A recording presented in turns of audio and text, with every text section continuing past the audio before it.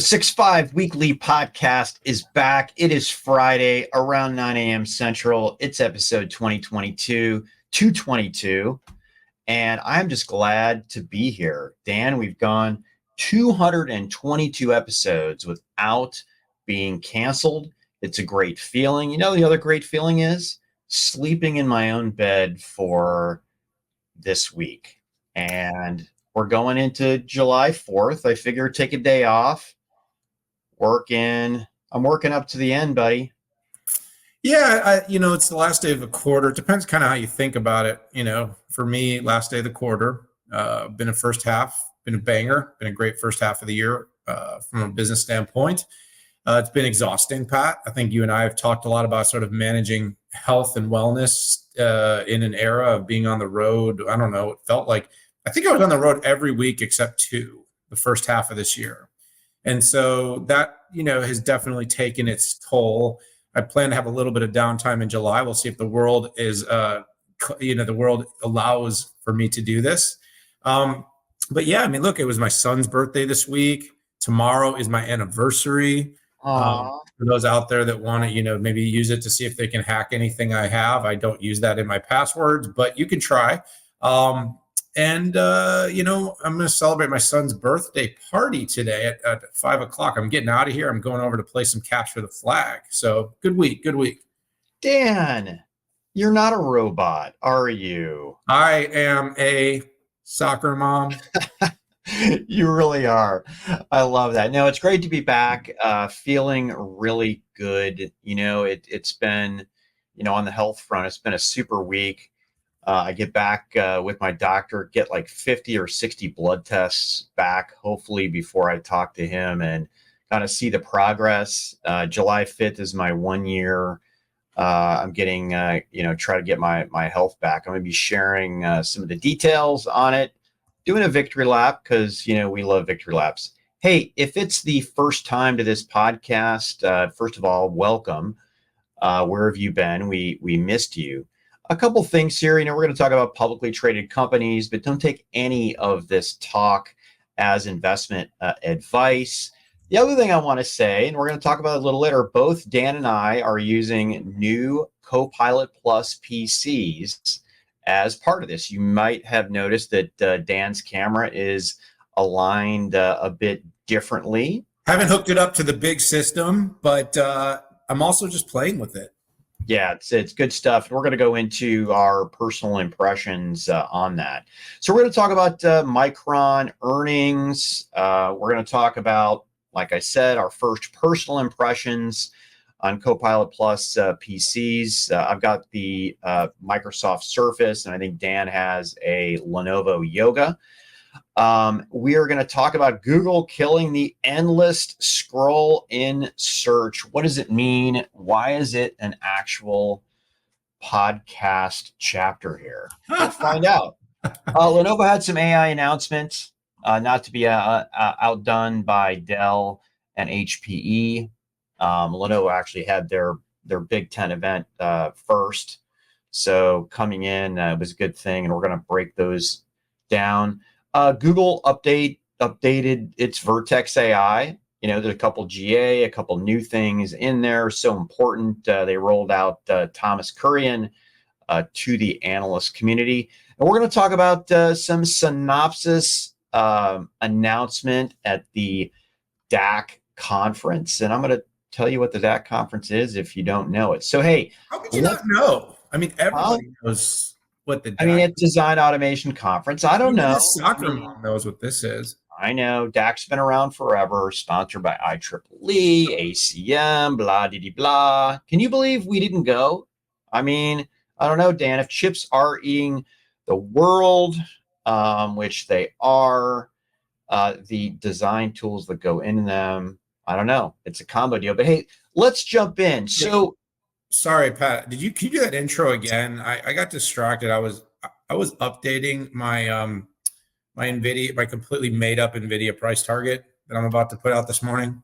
It's the thing to do. Just make it up, and even if you're not a certified financial analyst, you can do that these days. It's going to be $1 billion. $1 billion. Yeah. All right. So, hey, let's dive in. I mean, we've got the AI craze, we've got AI PCs, AI smartphones. Is Micron performance actually reflecting this? Yeah, Pat. So, I think there was a lot of what I would call kind of first network effects of the NVIDIA craze, the AI craze, and who are the companies that are immediately benefiting. That's probably the question you and I are being asked more than anything by the media, and of course by our customers and by end customers is, okay, where else is there value? Not to say that there's not enough NVIDIA to go around, but as that has rocketed, there's a lot of questions. CapEx, is it all being pulled forward? Are people actually consuming this stuff? And if it is, where is it being consumed? But in the meantime, whether it's being consumed or not, if these companies are going to stand up services around AI, around H100s and Blackwell, and in the future around Rubin, they're going to need a whole bunch of what's called high bandwidth memory. And who are the companies doing that? Well, obviously we're talking Micron here. You got companies like SK Hynix, you got Samsung and others that are all going to play in this space. And so, people are really kind of on the edge of their seat looking for Micron to have a banger of a quarter. Because if NVIDIA had one, the expectations, especially because of the pairing of Micron with NVIDIA hardware, would be that this would have been huge. So the result, it was good. I wanted to be like, it's great, but it was good. It was good. They beat on earnings at 62 cents. They had earnings, which, by the way, for Micron wasn't something they'd actually had for some time. They'd had losses. And on the revenue side, they came in at 6.81. Look, the actual capacity for this particular type of memory is sold out. So probably one of the reasons that there was a 7% up to maybe even a 10% decline in the wake of this comes down to a couple of things.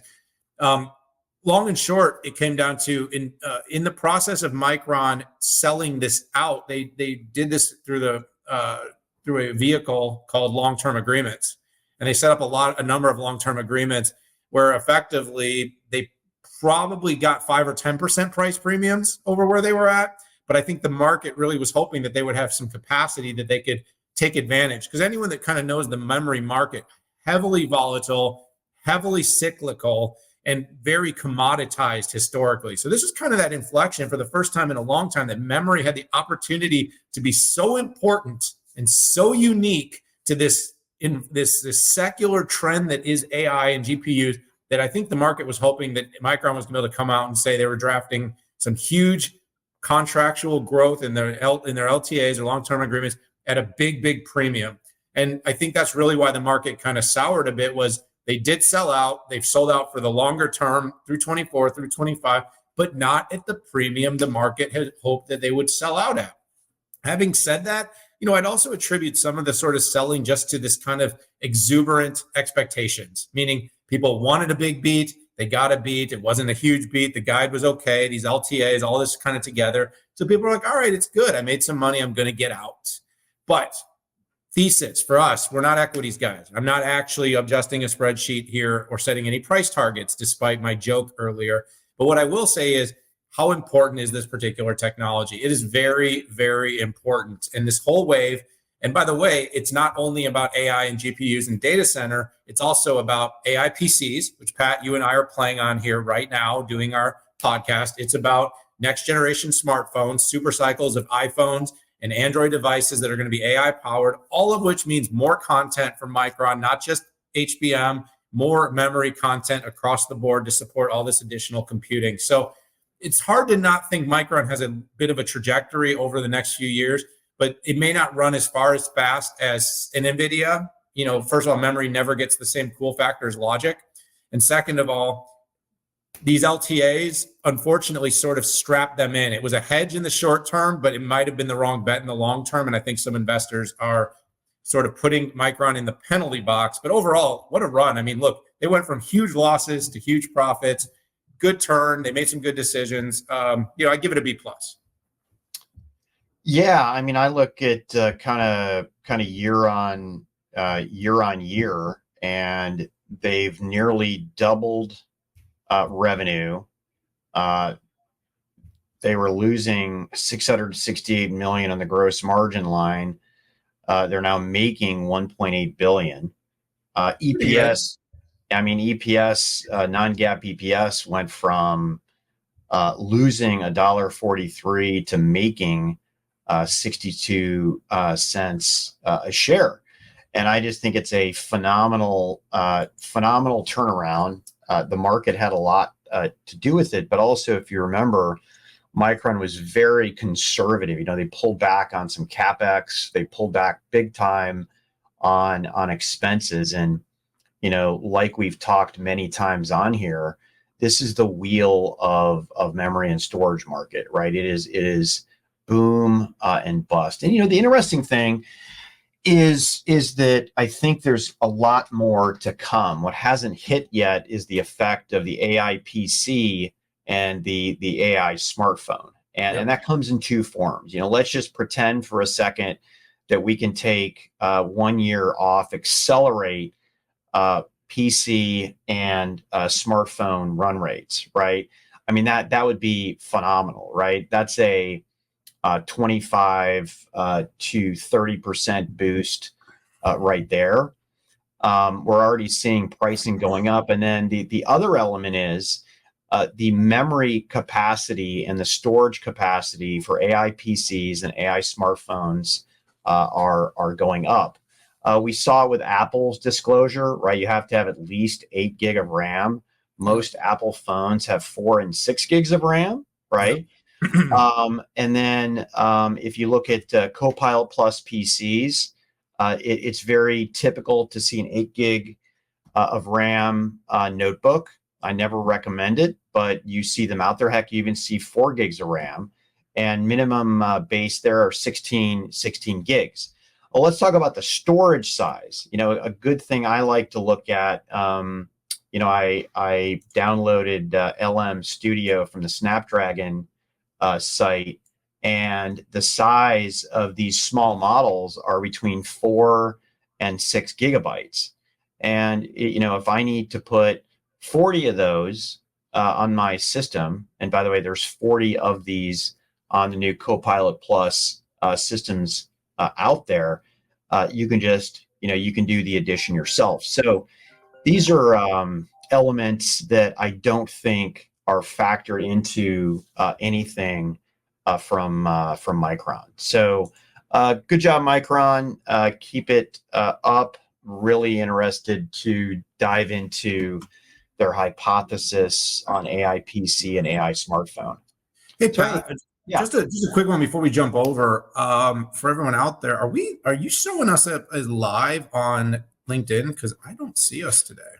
I'm wondering if we got disconnected somehow. We can share this up later, but just something I wanted to make sure. Wow, yeah, I think you're right. Yeah, we are not live. That's a bummer. We're gonna have to talk to the control room about this. We'll hit them up later. We'll get it posted on a delay for those in our LinkedIn community, because we'll need to get this up and shared over there, buddy. Yeah, totally. I mean, I can. Do you want me to just go live right now? I mean, do you want to? Would it be just lagged live? Would the whole thing show up later for people, or how does that work? I don't even know. I have no clue. But let's just put it up later, and I'll share it. We can share it later. That sounds good. Thanks for the heads up. But control room, producers, you guys are fired. Hey, let's jump into the next topic, and that is our first personal impressions in Copilot Plus PCs. So, Dan, you and I were both in Las Vegas last week as people were getting shipments of their systems. I had my shipment of system. The problem was it was sitting in my office, being unboxed. So here we go. So first off, we are doing this broadcast from our Copilot Plus PCs. I'm on a Surface, and Dan is on his Lenovo Yoga. First of all, if you want performance data, benchmarks, battery life, thermal scans, the data, hit the Signal 65 website. Signal 65 was the first company to come out with any validated benchmarks that didn't come from a manufacturer. I'm glad to say those benchmarks are holding up with the benchmarking community. So my use case is going to be Office, and it's high performance. So next week or this weekend, I'm going to be diving into the battery life. But what I did is I had a 4-year-old, the highest performance, most expensive desktop that you could get. You can imagine how many threads that might have had. It had $1,000 graphics card in it. But 4 years ago, it was the highest performance desktop. No.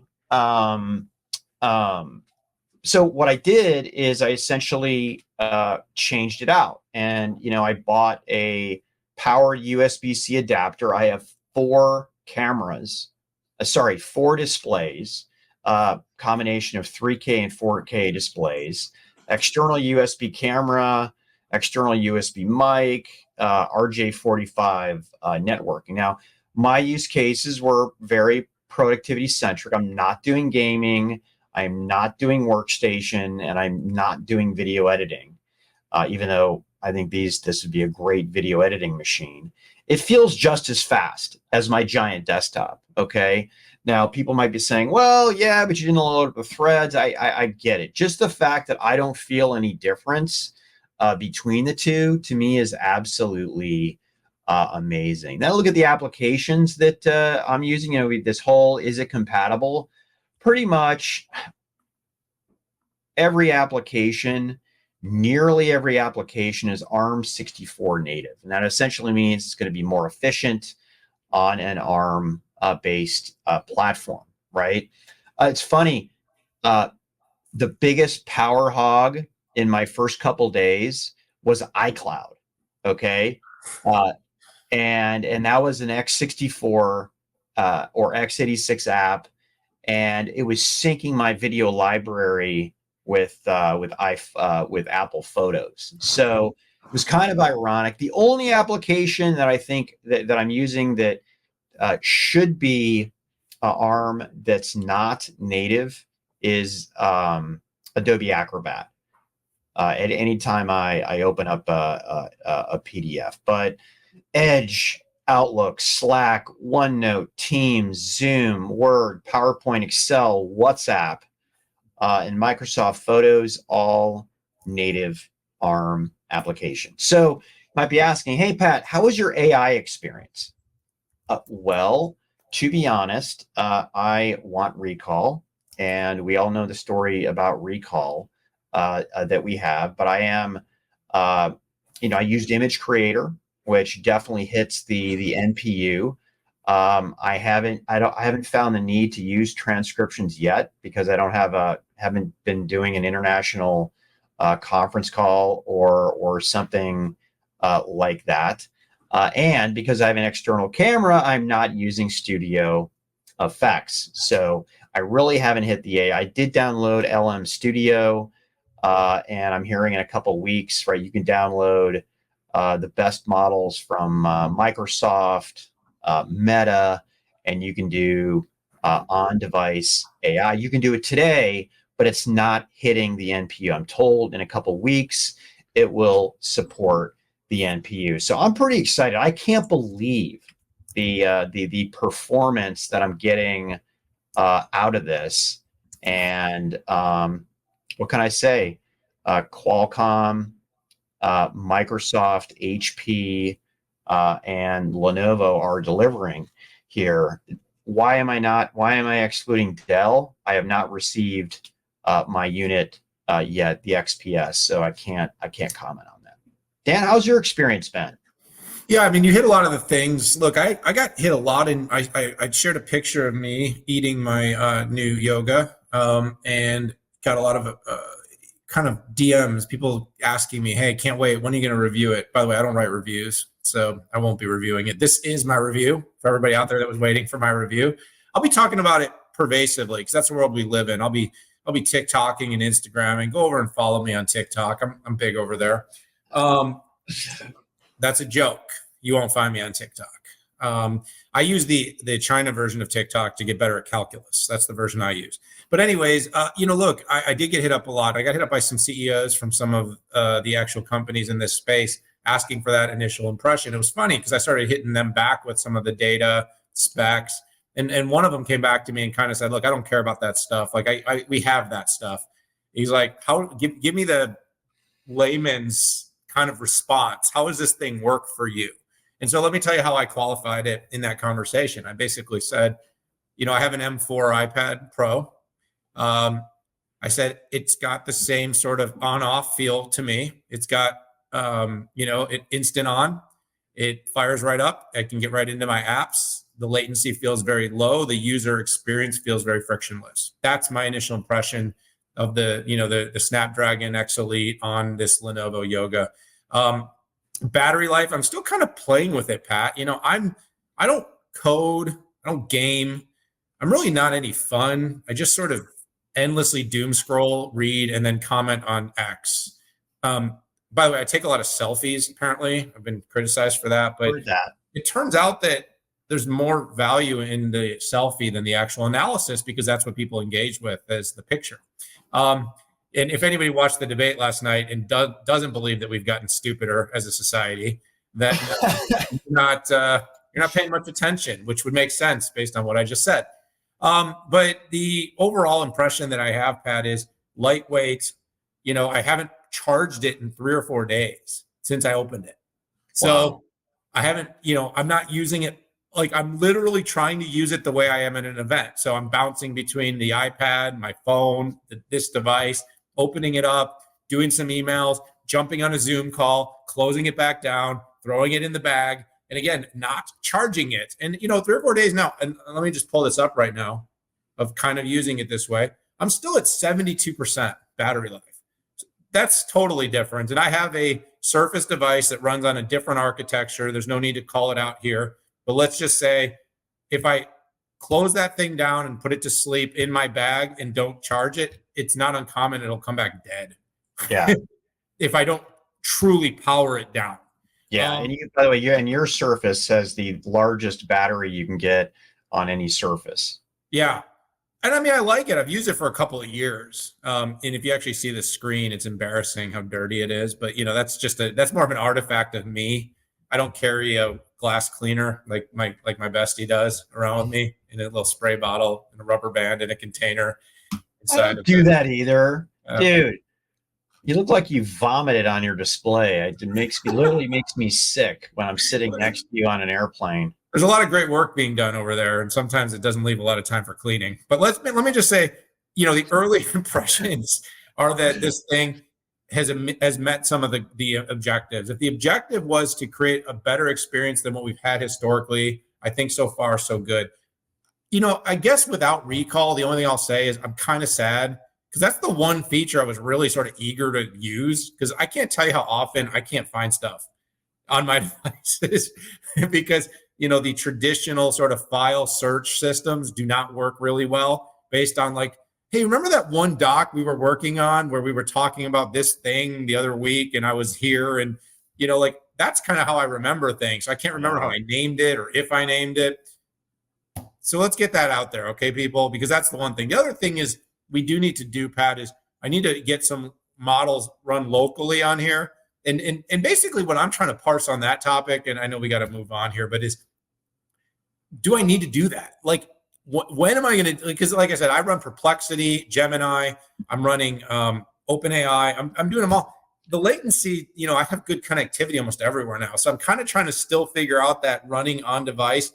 Is it a latency thing? Is it a power thing? Is it, because obviously that's been a sell point, but I think when you're being realistic, the question I got about the practical everyday user, we got to make them care or they're not going to buy it. So, let's get recall out there, but so far battery, instant on, frictionless, lightweight, and they look great. So, I'd give it I'm into giving B pluses right now. I'm a B. Yeah, buddy, I'm on a search too. I want RAG, on-device RAG. I can't believe it's not integrated already into Windows Explorer. That's where you would expect it. I mean, you can do stuff like, well, actually, I haven't seen any Copilot capability with RAG at all.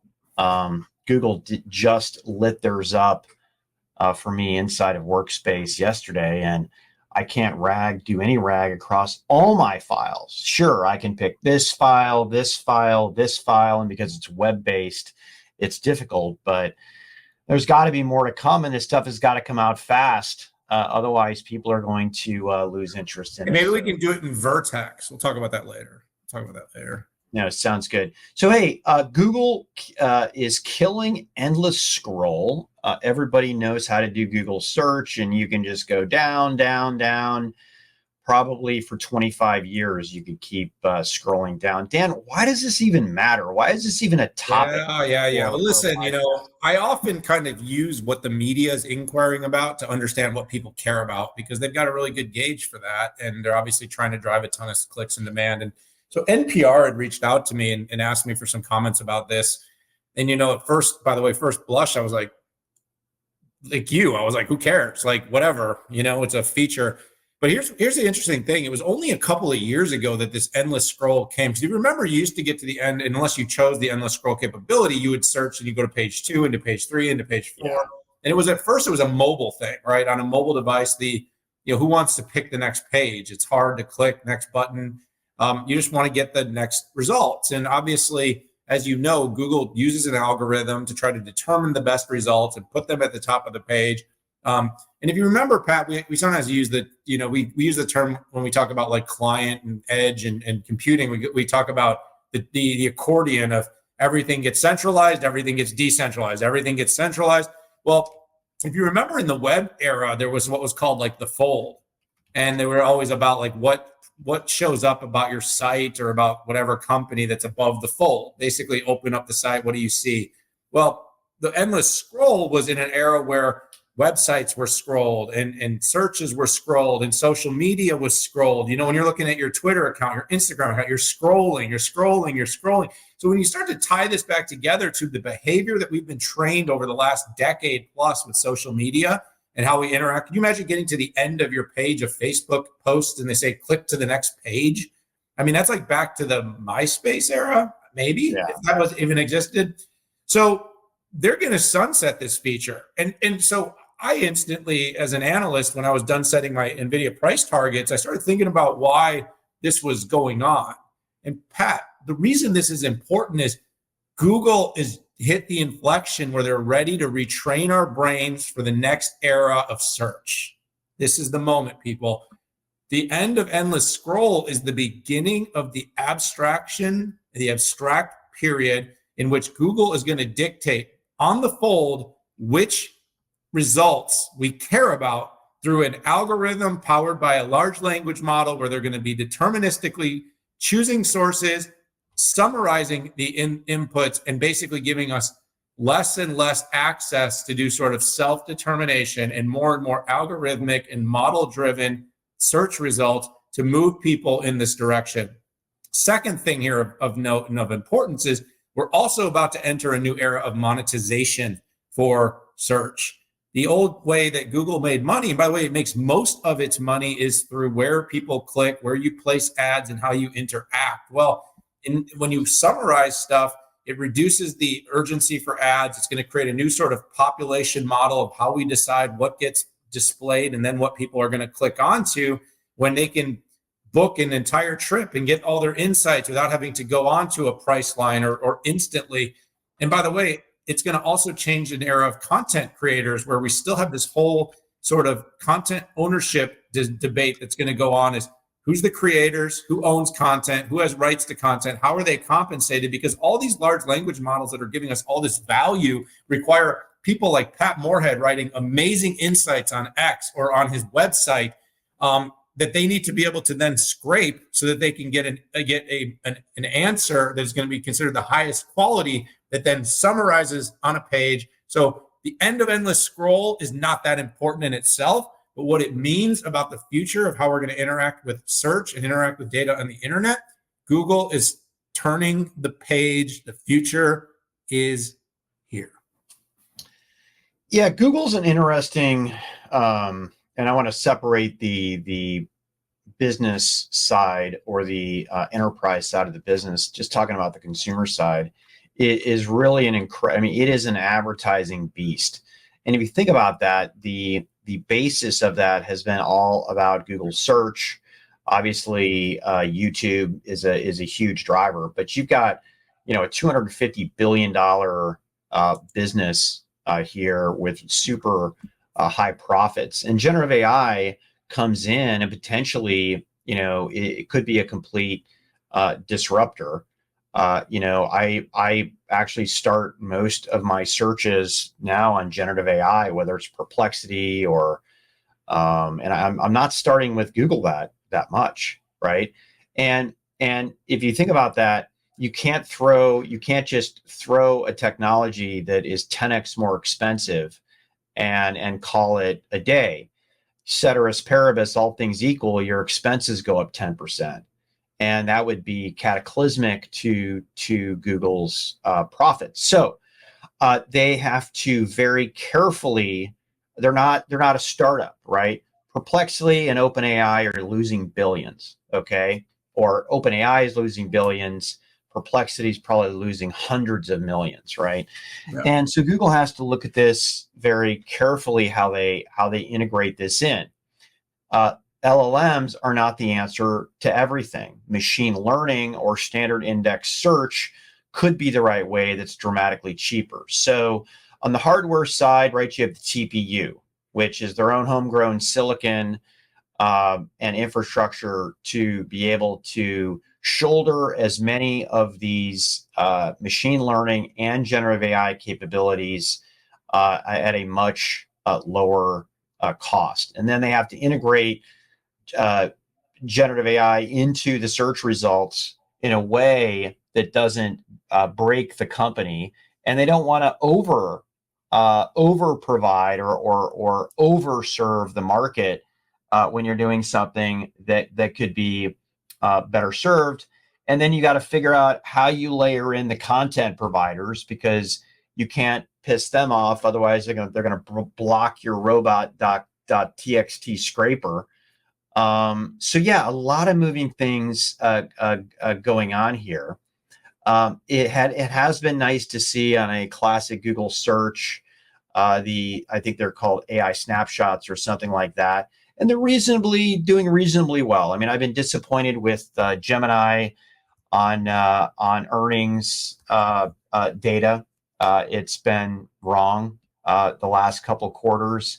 It took about 12 hours for the system to catch up. And the bizarre part, again, that's Google metering the way that it's using it here. But anyways, good analysis. I feel like we have drained this topic for all it's worth. That's what we do. We give the best analysis, Pat. And by the way, that content thing, I don't know if you saw, but Time and OpenAI did a deal yesterday, they announced. So we are going to see more of these content deals, because it has to happen if this search model is going to change. Sorry, but Pat, that was some pretty darn good analysis you gave there. Listen, it beats selfie analysis, I think. Oh, no. Okay, let's move to the next topic. So Lenovo came out with some new AI announcements. They've been coming out with announcements every quarter. So as you know, Dan and I go to these big tent vendor events, and I believe that Lenovo had their biggest tent event in December, right? Jensen got up on stage, right? But it's been around 6 months. And again, I forget the exact month. And then we saw Jensen get on and do a group hug with Michael Dell and also Bill from ServiceNow. And then recently we saw Jensen get up on stage in the Sphere. Was it? Yeah, week before last with HPE. So it's always important for competitors and tech companies in the ecosystem to keep it top of mind. So Lenovo did make some affirmations, and they did make some announcement. And one of the affirmations was just yes, hybrid approach is the way to go. That's music to my ears. I mean, I've been talking about that on standard computing for a decade, and hybrid approach is leveraging the best of the public cloud and the best of the private cloud. The second thing that we saw is the services team is optimizing. I got to tell you,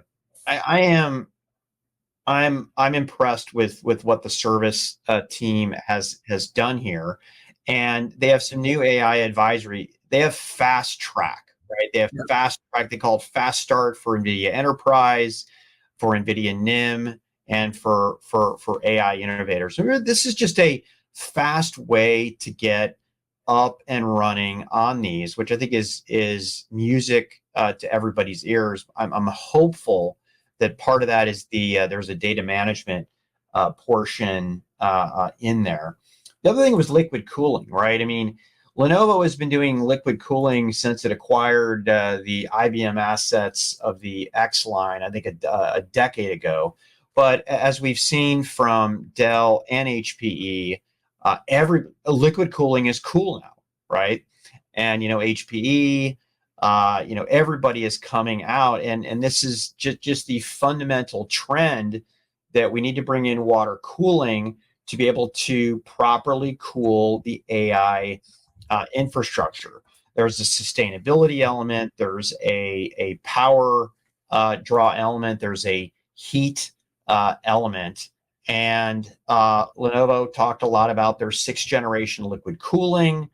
They believe that they're literally, quote unquote, miles ahead of everybody else. I'd love to do a Signal 65 analysis to match these claims. They have cold plates, on-memory cooling, warm water cooling across pretty much all categories. And I had somebody from Lenovo share this with me, a pretty high point. The install for digital realty, and their digital realty is a little bit similar to Equinix, a little bit not, but a place that enterprises can go to stand up their own infrastructure without having to have their own data centers on site. And it was a high-end liquid cooled POC, about $1.5 million with Exalted. And I'm just interested to see, once this get fully installed, I'd love to send the Signal 65 team in there to see if there's some there. There. Look, Pat, you hit the kind of topical. I like the campaign and the concept. We got to spend some time with the leadership team, the ISG CMO, Flynn Malloy, leading the charge on this kind of smarter AI, and they're really kind of focusing on the for everyone part, and by the way, this is a trend line and a theme that these companies are going to have to battle. You mentioned the Dell conversation, you mentioned the HPE keynote, you mentioned what Lenovo's, they are all battling for this idea that they can democratize and simplify the deployment of prem-based or hybrid cloud-based AI that can be integrated quickly for enterprises, 50 through 5,000. The biggest companies are going to figure this out. They don't need help. They got teams, they got the people, they got the access. But as you move down to even companies, in the hundreds to the thousands, there's a lot of work to be done. And this is really complicated. And so you heard, 3 clicks to launch. You're hearing, instant, fast start kind of opportunities to be able to take a proof of concept using NIMs and using AI enterprise and putting this thing together, server, storage, software, services, consulting. How do we deliver this stuff fast? How do we make this stuff seamless? How do we drive, more value?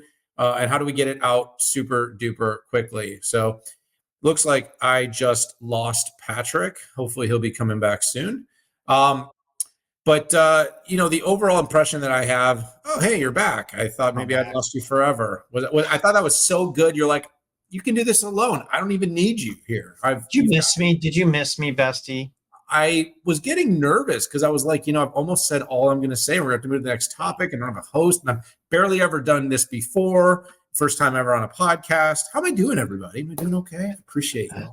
But look, I mean, at Lenovo, they're aggressive, they're ambitious. What they're trying to accomplish, they've done really good on, overcoming some of the, international challenges based, domicile-based challenges they have. They've gotten some of those the right sort of approvals from a security clearance level. They're working with the biggest enterprises. They're competing, and they're selling into hyperscalers too, which is something that has been pretty unique from the OEM perspective. So look, this is going to be played out in the public over the next several quarters, but making it easy, making it accessible, and doing so in a way that helps companies get off the ground very fast with their AI ambitions is what the market is going to be looking for. So now it comes down to one thing, Pat: results. Do they get the results? Maybe. That's a great way to end that up.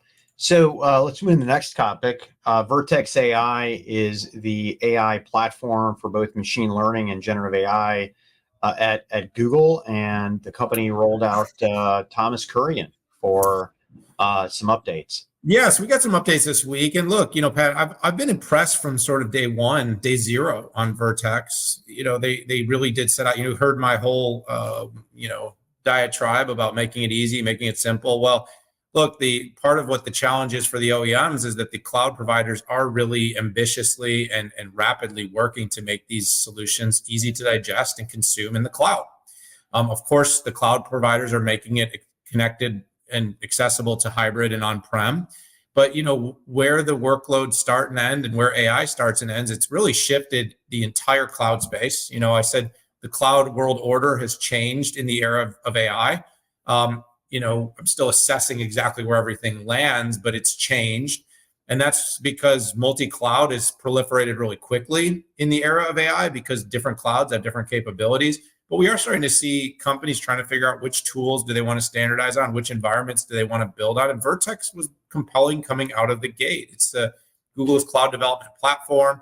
And really, what did they focus on this week is it focused a lot on grounding, but they're also focusing a lot on sort of these enterprise-ready experiences and creating higher fidelity, easier to connect. And there's two big things I took away from this week, Pat. One is moving beyond sort of that broad internet LLM search, because Google, of course, has to keep working on grounding and the quality of outputs. They've had some stop starts there.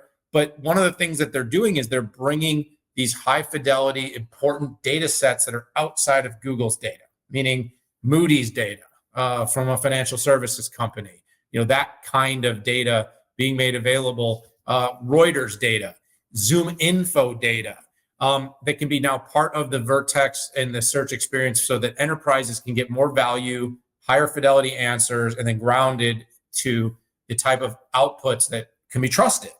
The second thing that they're working on is a high fidelity mode. And this, Pat, you talk about RAG, but is the ability for enterprises to start tapping into not just Google's broad available internet search data and the third-party data that I just mentioned, but also you can source your information, your own corporate data sets to tie to what Gemini is doing and tie to what those third party is doing to create the highest quality outputs. Pat, you and I have talked a lot about this, but the winning formula for AI and generative AI has to be a combination of some proprietary data that no one else has, coupled with well-designed, accurate language models, and then, of course, to what they just did, coupled with other maybe for sale, public-private data sets that can then complement to create the best outputs, what Google is calling highest fidelity. You and I test this stuff regularly. You actually publish these tests from time to time when you're asking about things like earnings. You're asking about things like company product launches, trying to get to the right answer. You're seeing these things are still not accurate enough for us to trust. Hopefully nobody's writing articles with this crap. I'm kidding. It's not crap. It's good stuff. But, because it needs accuracy layered on top, Pat. So these are ways to get us to that accuracy faster. Some good steps for Google. Appreciated them putting Thomas Kurian forward and sharing some of this with us. Pat, over to you. Yes, this was a great follow-up to Google Cloud Next, because a lot of the updates here were, hey, we've taken it to the next step, right? It's generally available, or it's in public preview, or if something was teased, it's in the beta category. But their announcements really were about, again, making the results better through bringing in different data sources.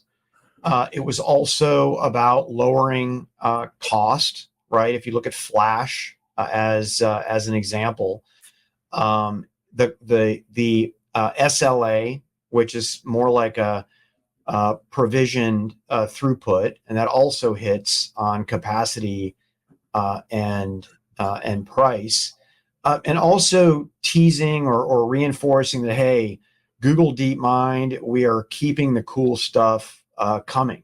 And that might be maybe, I hate to say this, maybe reactionary to what we saw from OpenAI, who still, we haven't seen all of what 4.0 can do. And I know we're not talking about OpenAI here, but I do feel a little bit deceived by what OpenAI showed on stage and what is reality right now. One thing that was not part of this that I do think Google should consider a victory lap is, as I've said very publicly, the front end of my enterprise is Microsoft, like Word and PowerPoint, and Excel and even Outlook and OneNote, but the back end is Workspace.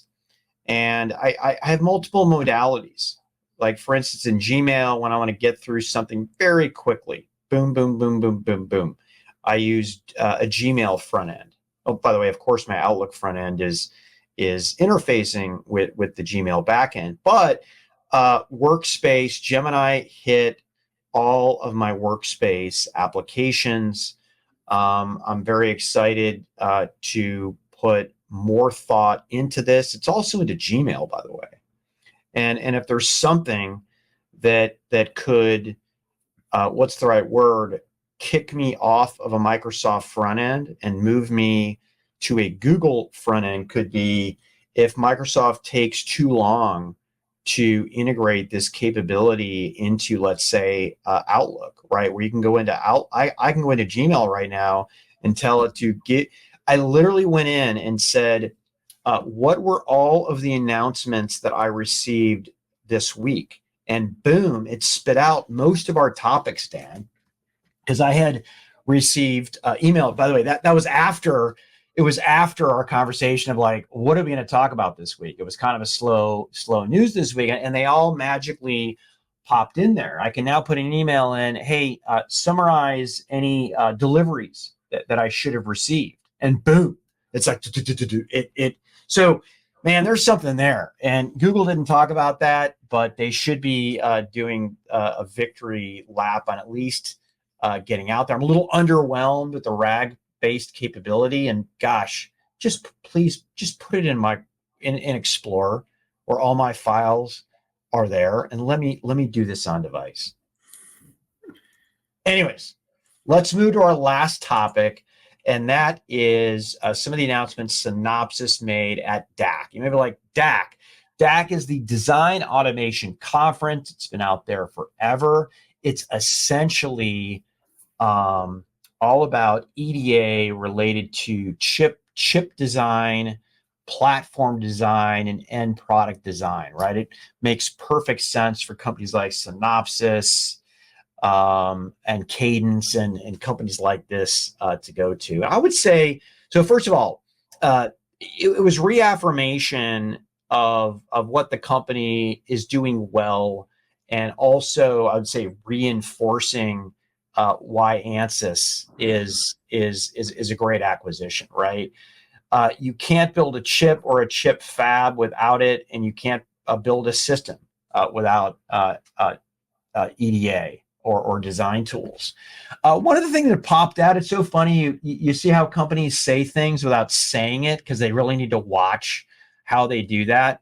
And there was a little blurb in their blog or press release that talked about AMD and NVIDIA cranking out a new AI processor every year, right? Going from, and the punchline, I think, is Synopsys. And again, I don't know where Cadence fits in this, but it was really cool how they put it. But nobody had spotted that. And when Jensen got up on stage, and AMD, made a little announcement on going to an annual cadence. It's design tools. Like, they're not adding 10,000 designers. What they're doing is they're leveraging AI capabilities of what companies like Synopsys are doing with their AI related design tools. So there was some news here, and that's that Synopsys AI is fully qualified for Intel's IFS's EMIB packaging technology. And by the way, they already do Foveros, so that's included. I think the company should have pointed that out. And that's on the follow-on and getting certified Synopsys.ai for Samsung's 2 nanometer GAA process. So it's just fascinating to see how quickly this is moving. And it's funny, Dan, you and I have gone to these enterprise SaaS companies and we're like, what customers, how much money did you save? I feel very confident in saying I've seen the best examples from Synopsys. So again, I'm looking at a slide right now, 13x improvement in verification, 10x improvement in design, 15x advancement in simulation, 15x improvement in manufacturing computational through computational lithography. With examples, NVIDIA L40, NVIDIA Grace Hopper, NVIDIA CU Litho, right? NVIDIA DGX. It's just like, it's really cool to see from an EDA company. And this particular one, it's about silicon because they haven't bought Synopsys yet. Ansys yet. But to see the benefits that and the rolling up there. Now, I'd love to talk to some of these customers. In fact, I would love to do a Signal 65 economics analysis across multiple customers to validate these claims. Anyways, great show for Synopsys. I'm getting the download from Cadence a little bit later. I just haven't had the time to dive in there yet. Yeah, you hit a lot of the high notes, Pat. I mean, I think this summary, the TLDR here is that we're not going to get yearly massive generational improvements without efficiencies coming from partners like Synopsys. So when you hear, Jensen touting a roadmap at the, NTU at Computex and everybody gets excited. And when you see these market models that show annual upgrades and the hyperscalers making massive investments generation to generation, they need tools that can get these things verified faster. They can get them simulated, tested, designed and out the door. And Synopsys is building some of the most powerful tools in the market to be able to accomplish that, Pat. So that was really the focus that I saw here. This has been something that you and I have been talking about for a while.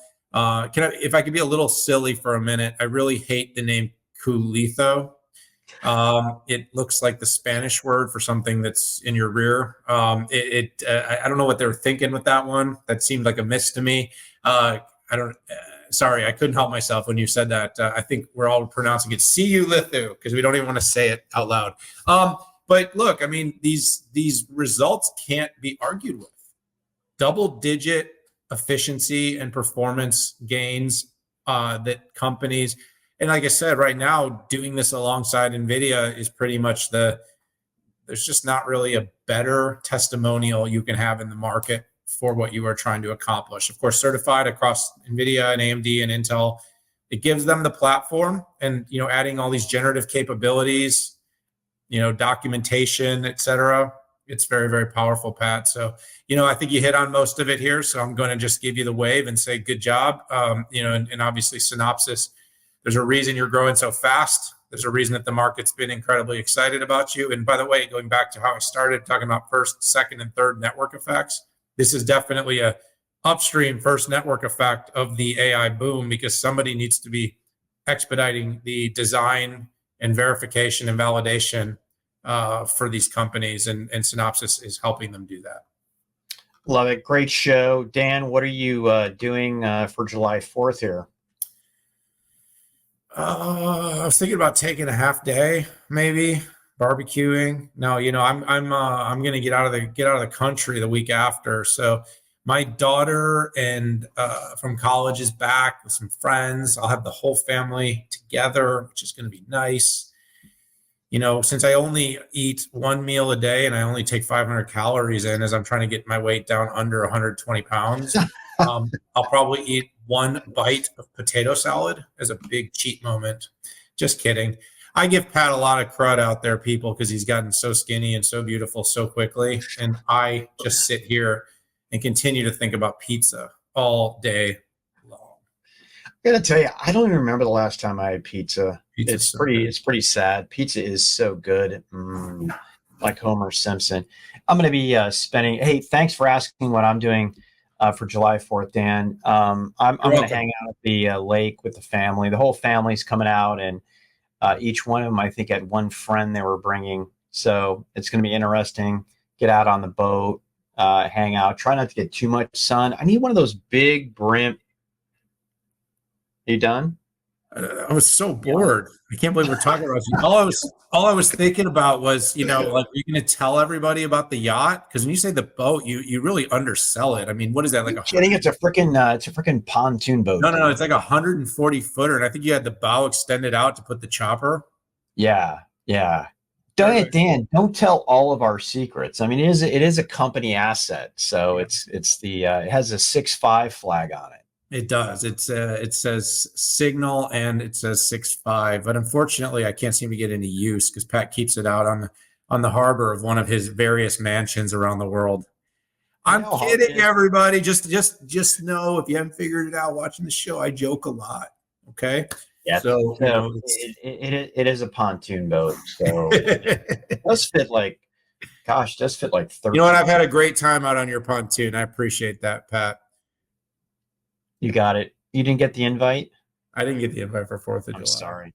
Hey, I want to thanks everybody for tuning in. We hope you have a good July 4th if you're here in the United States. If you're outside of the United States or if you're in the UK, just be glad that we're not part of the same thing. If you watched the debates last night, I saw some of the funniest memes where the UK wants to, they're going to need to send over the king because we obviously can't govern ourselves effectively. And I like the ones with Putin and Xi Jinping and Kim Jong-un all calling each other like, "Are you watching this, bro?" No, that was so good. I mean, I don't know how to put a